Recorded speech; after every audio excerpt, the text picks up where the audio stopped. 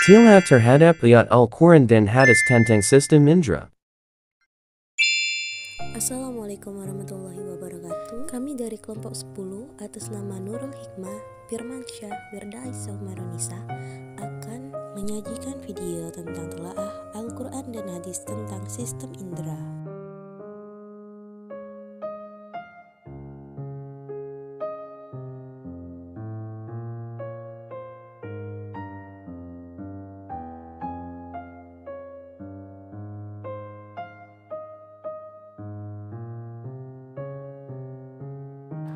Telaah terhadap ayat Al-Quran tentang sistem indera. Misalnya ketika seorang anak dilahirkan dalam keadaan tidak mengetahui apapun, tidak berapa lama kemudian indera si anak mulai berfungsi. Si anak mulai terpengaruh oleh stimulus-stimulus dari luar yang terjadi pada dirinya. Kejadian-kejadian itu akan menimbulkan beragam perasaan. Itulah yang kemudian menjadi dasar terbentuknya persepsi dan pengetahuan anak terhadap dunia luar. Al-Quran telah mengisyaratkan kenyataan tersebut pada banyak ayat, di antaranya 1. Dan Allah telah mengeluarkan kalian dari perut ibu kalian dalam keadaan tidak mengetahui sesuatu apapun. Dan Dia memberi kalian pendengaran, penglihatan, dan hati supaya kalian bersyukur. Quran Surah An-Nahl ayat 78.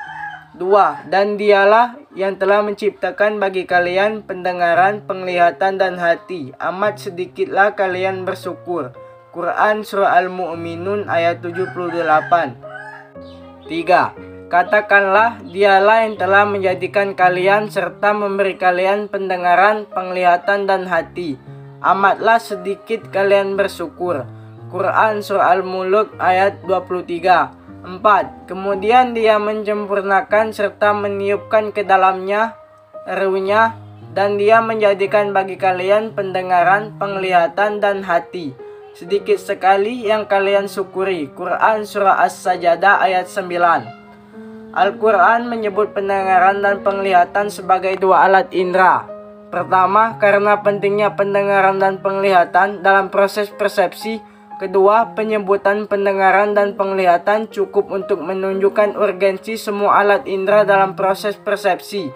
Inilah di antara karakteristik gaya bahasa Al-Quran yang ringkas dan mendalam, yaitu cukup dengan kiasan dan isyarat untuk menunjukkan hakikat-hakikat mendasar yang bersifat umum, serta mengabaikan pemberian. Dalam banyak ayat Al-Quran, pendengaran disebut lebih dahulu daripada penglihatan karena beberapa alasan berikut. Pertama, pendengaran lebih penting daripada penglihatan dalam proses persepsi, belajar, dan perolehan ilmu. Manusia masih mungkin untuk belajar bahasa dan memperoleh pengetahuan nilai kehilangan penglihatannya.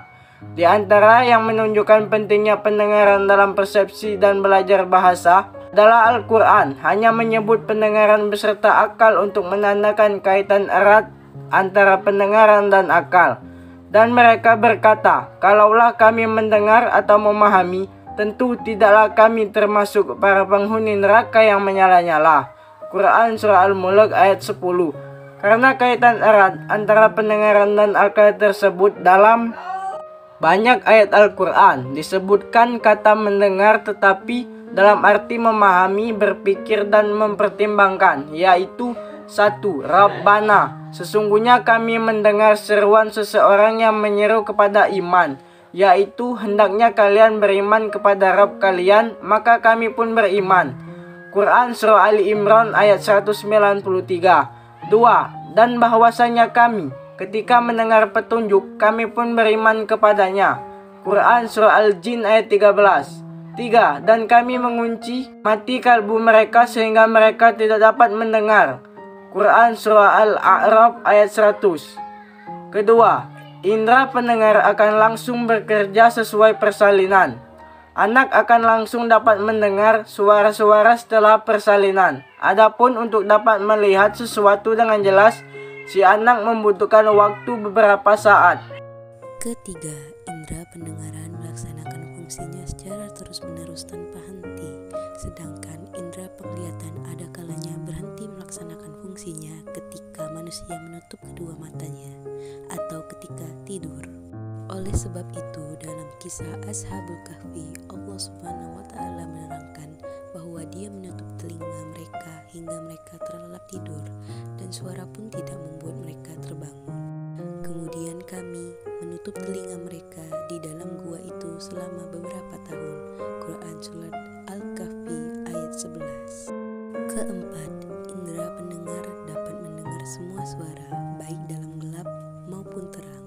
Sedangkan indera penglihatan hanya dapat melihat dalam cahaya. Al-Quran juga menyebutkan as-samu atau pendengaran dalam bentuk tunggal, sedangkan al-absar atau penglihatan disebutkan dalam bentuk jamak.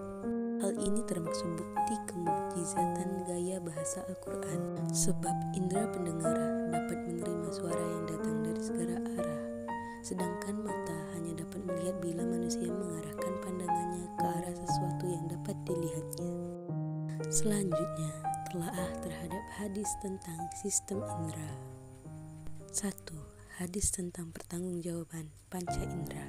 Dari Abu Hurairah dan Abi Said berkata, Rasulullah Shallallahu Alaihi Wasallam bersabda, pada hari kiamat nanti para hamba dipertemukan dengannya, dan Allah berkata kepada mereka, bukankah telah kuciptakan untukmu pendengaran, penglihatan, harta serta keturunan, dan telah kutundukkan kepadamu hewan ternak dan tumbuhan dan hasil bumi agar kau bisa memimpin dan hidup sejahtera, dan kamu mengira bahwa kamu akan bertemu dengan hari ini. Mereka berkata, tidak. Maka Allah mengatakan pada mereka, hari ini aku melupakan seperti kamu melupakanku. Hadis riwayat Imam Tirmizi. Maksud dari hadis ini adalah Allah telah menjadikan manusia sebagai makhluk yang paling sempurna. Manusia tak hanya mempunyai panca indera, namun Allah juga memberikan kita akal. Akal yang sebagai dasar untuk mengambil dan mempelajari suatu ilmu, serta dasar untuk melakukan suatu amal. Manusia diberi segala sesuatu yang dibutuhkan, seperti halnya dengan panca indera, sebagai bentuk rasa syukur kita atas anugerah Allah Subhanahu wa Ta'ala dan juga amanah yang diemban manusia sebagai khalifah. Kita harus memanfaatkan sesuai dengan perintah Allah dan jangan sampai sebaliknya.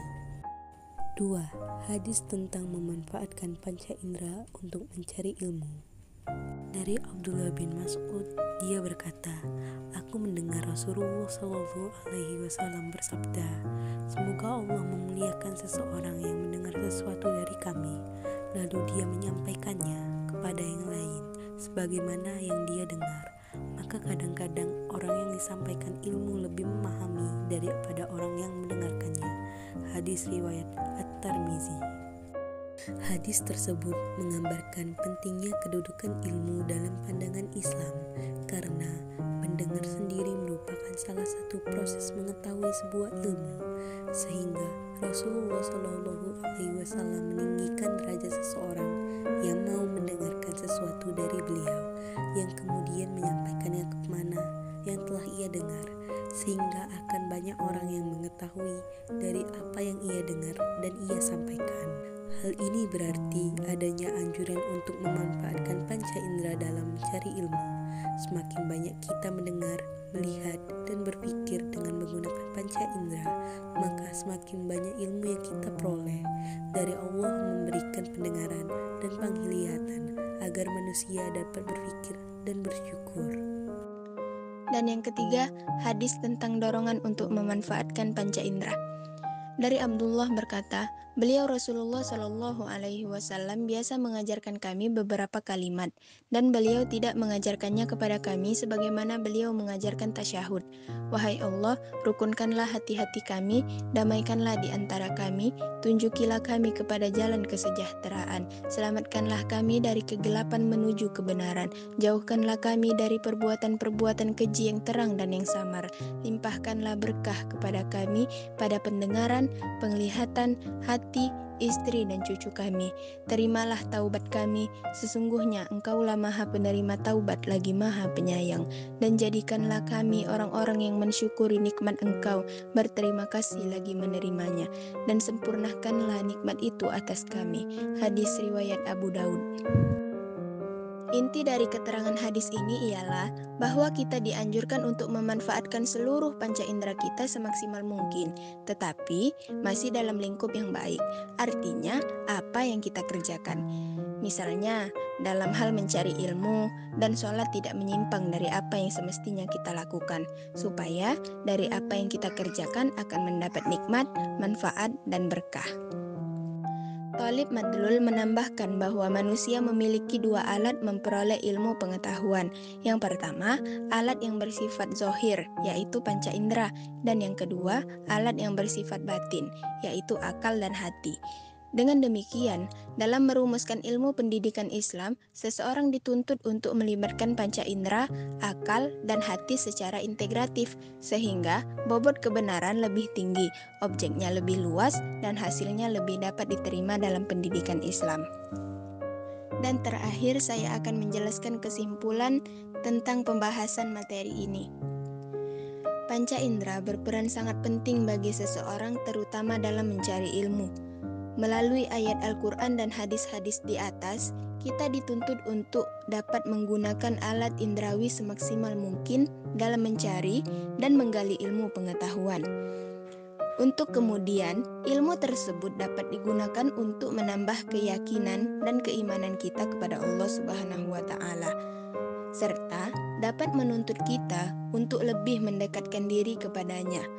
Telah kita ketahui bahwa Allah Subhanahu wa Ta'ala memberikan kebebasan kepada kita untuk menggunakan panca indera sebaik mungkin untuk hal-hal yang senantiasa diridhoi Allah Subhanahu wa Ta'ala sebagai wujud syukur kepadanya. Indera jasmani adalah alat yang memiliki kegunaan sangat penting bagi manusia.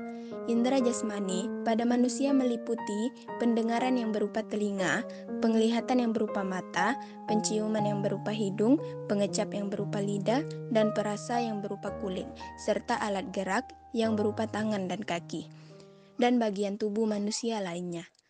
Tujuan Allah menciptakan manusia hanyalah untuk mengabdi kepadanya.